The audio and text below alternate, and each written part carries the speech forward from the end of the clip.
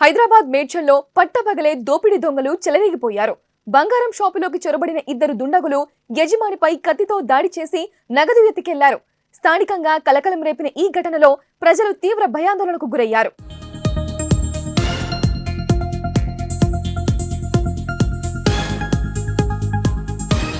మేడ్చల్ పట్టణంలో two wheeler పై మహిళల వేషంలో బుర్కా ధరించి వచ్చిన ఇద్దరు దుండగులు జగదాంబ జ్యువెలరీ షాప్ లోకి చొరబడ్డారు.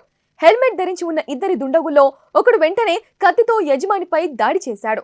దీంతో షాపు యజమాని భయంతో వణికిపోయాడు. ఆ వెంటనే యజమాని శేషారాం బయటకు పరుగులు తీసి గట్టిగా కేకలు వేశాడు.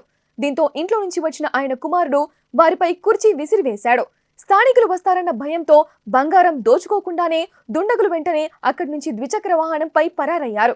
షాపు యజమాని శేషారాంకు తీవ్ర గాయాలయ్యాయి. బాధితుల సమాచారం అందుకున్న పోలీసులు సీసీ కెమెరాలు పరిశీలిస్తున్నారు. మేడ్చల్ పరిసరాల్లో చెక్ పోస్టులు ఏర్పాటు చేసి గాలింపు చర్యలు చేపట్టారు.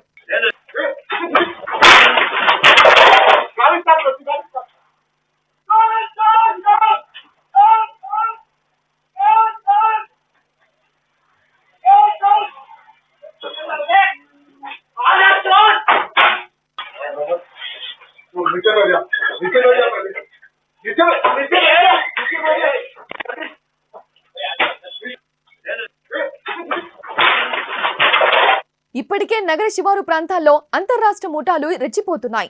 తాజాగా మరో గ్యాంగ్ రావడంతో నగరవాసులు హడలిపోతున్నారు. ఇప్పటికే భవారియా గ్యాంగ్ ముఠా సభ్యులు చోరీ చేసిన ద్విచక్ర వాహనాలపై మహిళలే లక్ష్యంగా చైన్ స్నాచింగ్లకు పాల్పడుతున్నారు.